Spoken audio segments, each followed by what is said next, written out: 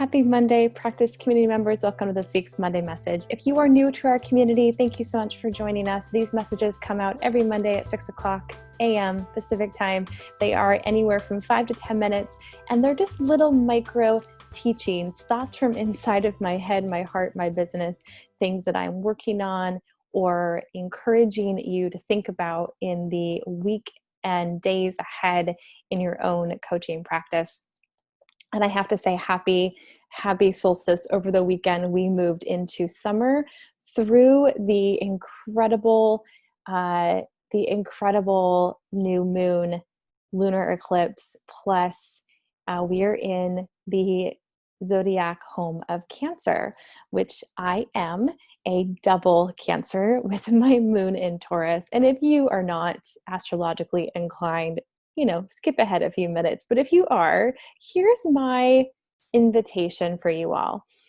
Before you buy into any of the notion or articles out there about how this season being in Cancer is about pulling up the tissue box and crying your eyes out, while I appreciate the sentiment, I'm gonna put a big old stop on that concept. Cancer is our home for nurturement and the Divine Mother and the collective support of all of humanity. She curls up with each of you, pours you a cup of tea, but also isn't afraid to bring that challenge and invocation of the shadow self to the table. And while we moved into this peak time of year, we have now passed the peak of daylight through a new moon, and a new moon is our dark moon. And Cancer, one of her incredible gifts is the ability to sit with the underbelly and the undercurrent of our lives. And collectively, the undercurrent of our lives, especially in this country, has come to the surface. For many of us in a new light, and for many of us in a where the heck have you all been kind of light.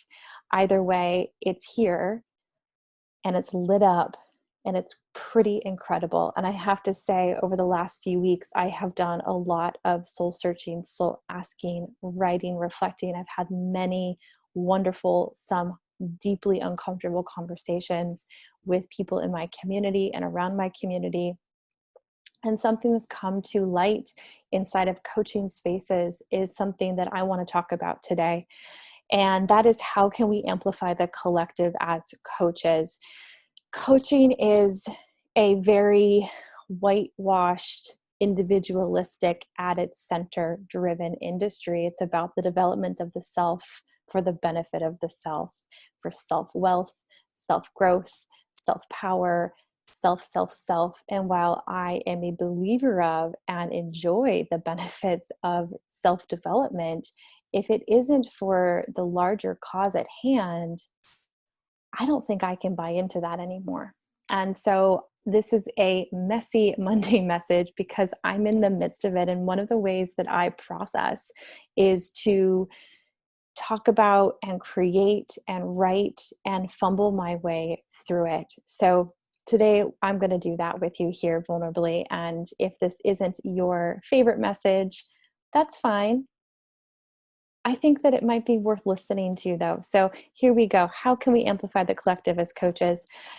First, what is the opposite of collectivism? And I just mentioned it. The opposite of collectivism is individualism. And the coaching industry is ripe with individuals using this form of self-development for the amplification of the self without, this is where it's dangerous, without regard, any regard or total regard for the whole of humanity, especially and particularly Black folk, Indigenous people, and people of color.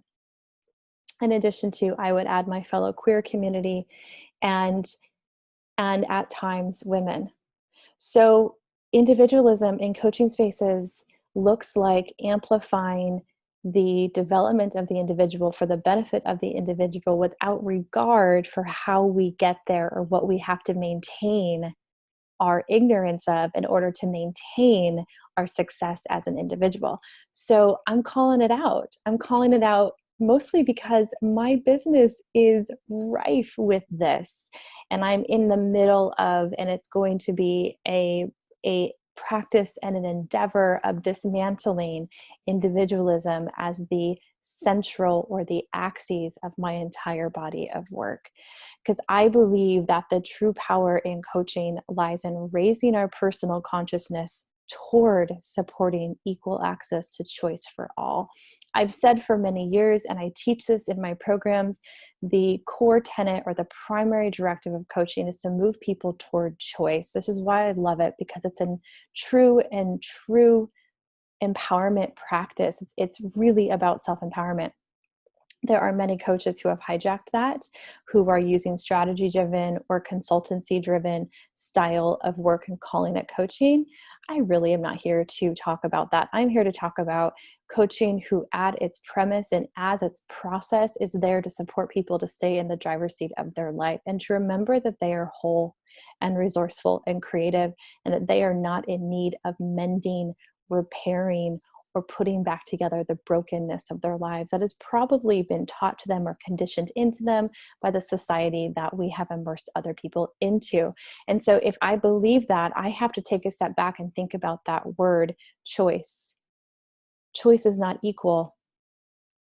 Choice is not equal. And if as coaches we believe in moving people toward choice, then I think we also have to believe in moving toward the collective choice of all. And sometimes that means as individuals and as a white woman especially, I got to take a step back.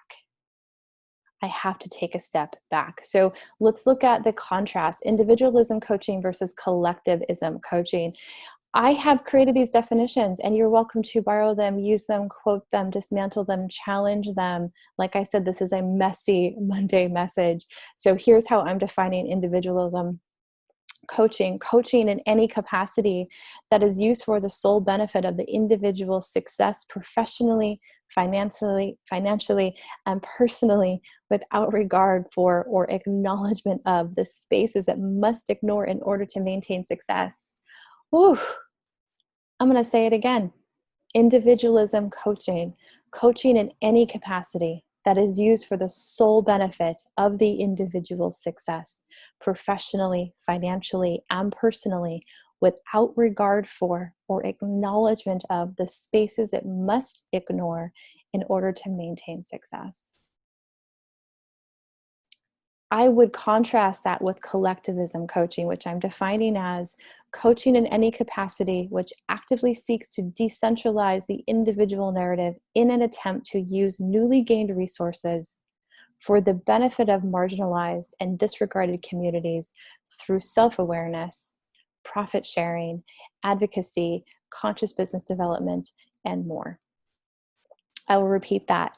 Collectivism coaching, I will define as coaching in any capacity which actively seeks to decentralize the individual narrative in an attempt to use newly gained resources for the benefit of marginalized and disregarded communities through awareness, profit sharing, advocacy, consciousness, conscious businessness, development, and more.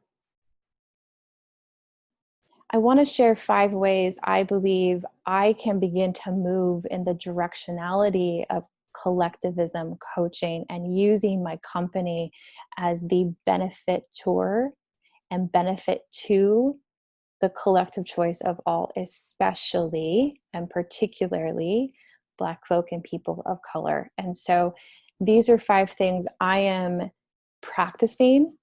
This is a practice community. We are not here to be perfect or to get it even right. We are here to fumble our way through. And so the first thing I recommend for myself, and I will suggest for you as well, is Amplify. We can seek out, benefit, and point to the work, art, voices, writing, and education of Black, Indigenous, and people of color, women, and our LGBTQ people. When we do this, we intentionally let our work take a backseat and not be the only thing we promote inside our businesses. What I saw happen in social media over the last month has been revolutionary for my personal selfhood. Social media, and particularly Instagram, has been a space that has taunted me for years. I don't really enjoy that space. And so people have asked me about that as a marketing tool, and I tend to scoff it off because I don't really see the function of it as a marketing tool, because all it does is uphold individualism. It's premise is individualism until this month, when in the aftermath of George Floyd's murder and many, many more that have come before and since his death, social media became what I think it was always meant to be. And when I say became, that's not even true, because it was always that for other people, non-white people. Became a space for actual social collectivism. And in that wake, I started to ask myself, what if my primary purpose in social media is not the upholding of myself, but the amplification of others? Wouldn't that be quite wonderful? Number two, we can mentor and be mentored. Mentoring is a way to disrupt individualism, because in order to be mentored or to mentor, there needs to be shared understanding that we are not successful on our own. We do not do this alone. Nobody does it alone. And yet there's such pride in individual success. But look at the line of people that come before, around, and pull those people forward, and you will see a massive community at play, whether we give credit there or not.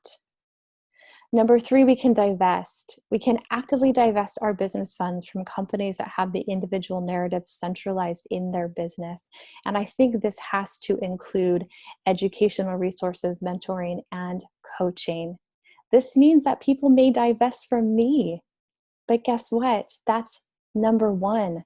In order to support and amplify the voices of other people may go away from me. That is the entire point of decentralizing individualism, means to disregard and stop upholding the benefits of privilege. We can learn. Number four, we can learn. If you are a white person or a non-Black person of color, we have a lot to learn and unlearn. The great unlearn, as Rachel Cargill calls it. Individualism is baked into our conditioning on the premise of meritocracy. Meritocracy is a myth, and it upholds and keeps individualism at play. And meritocracy sounds like this: I'm not successful because I'm privileged or because I have a socioeconomic status that gives me a pass at all things. It's the belief that I am successful because I worked harder than everybody else. Of course, we all work hard, but think of your hard work and your effort like those walking escalators at airports. They're flat, and you get on them to take you quickly through these corridors in large airport spaces. So imagine, as a white individual or a non-Black person of color that can get on that moving walkway, your effort is amplified by the privilege that we actively have to keep in play. And it would be like looking to the side and seeing a Black person or an Indigenous person or a queer person or a person of color walking at the same rate as you, but not getting nearly as far, and saying, why don't you work harder? That's meritocracy at play. So we have a lot of unlearning to do. And number five, we can hire. We can hire, pay for, and invest in marginalized voices that are intentionally kept out of the arena. And this goes back to that invitation to divest. If you're going to divest, then we have to invest, actively seek out, and put money back into communities and people's businesses that are often and intentionally, even if unconsciously, left out of the conversation. So where will you begin? I want you to share with our community below. I want you to put into the comments which number, 1, 2, 3, 4, 5, calls to you as the place for you to begin. And it could be just the acknowledgement of collectivism versus individualism. And again, this is a messy Monday message. You can challenge me. I can handle it. But make no mistake about it, this is where I stand. And you will begin to see in the community and in my own business and in the body of work that I have worked creatively to put together over the years, my own intentional dismantling of individualism as the center point for that work over the coming weeks and months and years. So thank you for being here in the community. We are a living document. We are a living community. We are active and engaged with as a collective. And it's time that I start speaking to that collectively. If you want to check out one of the women I mentioned in today's Monday message, Rachel Cargill, go to rachelcargle.com, RACHELCARGLE.com. She is the founder of the Loveland Foundation, The Great Unlearn. She's doing beautiful things. Go see what she's up to. Happy Monday, everybody. Happy summer solstice. Happy return of the dark moon. Happy Cancer season. Happy emotional unearthing and digging up. I'm here for it. I'll see you later. Take care.